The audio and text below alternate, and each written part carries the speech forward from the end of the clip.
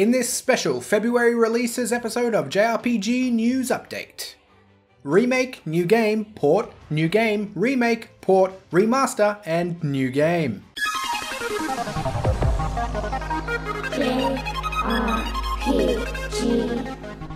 As is usual, the release dates I give here are accurate for Australia, but you should check with your local retailers for the most accurate info. My friends in the US are likely to get these games on the day before the date I give, since I'm 18 hours ahead.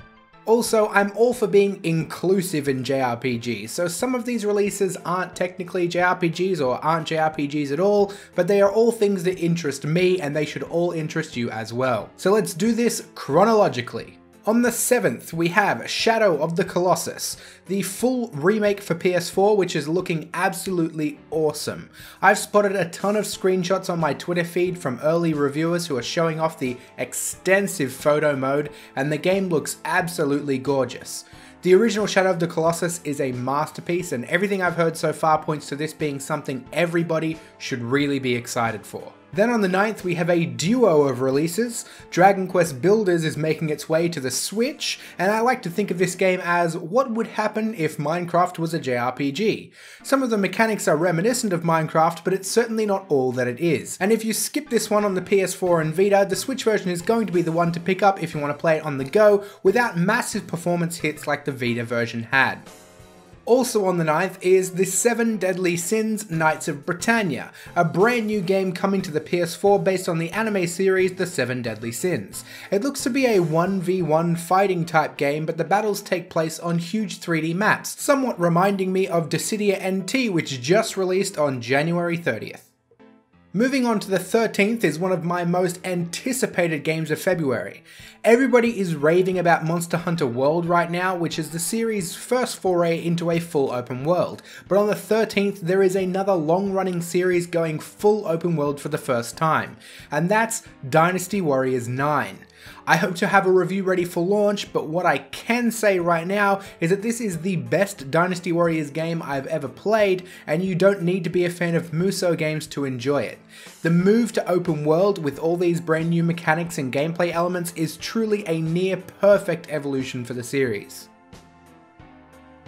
On the 15th is the polarizing Secret of Mana HD remake coming to PS4 and PC.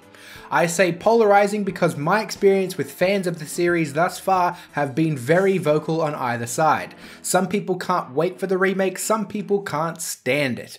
I did an extensive Q&A session after having the chance to play the latest build late last year, which showed vast improvements over the initial footage and press demo, which you can watch by clicking the little icon in the corner. The very next day we have another dual release. Bayonetta 1 and 2 are making their way to the Switch, which is great news for those who never picked up a Wii U. This will undoubtedly be the best way to play these wonderful gems, and it's a brilliant opportunity to catch up with the series before we get more info regarding Bayonetta 3. The Radiant Historia remaster is also out on the 16th. The 3DS still has life in it yet, and Radiant Historia is one of the most beloved DS JRPGs that never got that mainstream push. It's great that more people will be able to get their hands on this gem and experience all the branching story paths for themselves. And finally, bringing up the rear is something you shouldn't take your eye off. A brand new Sword Art Online game, titled Fatal Bullet, is coming to PS4, PC and Xbox One. I quite liked the last entry in the series, but this one looks to be finally capturing what Sword Art Online is all about, and the gameplay looks to be something more people will enjoy. It certainly appears a lot less tedious. And speaking of tedious, I know that it is, but if you wouldn't mind hitting the like button below this video, it really helps me out. Also jump into the comments section and tell us what you are most looking forward to in February. Check out the links in the video description to pre-order all the games featured in this video, and if you are feeling extra generous, you could check out my Patreon to help support the channel. Have a good day or night, and I'll see you all soon.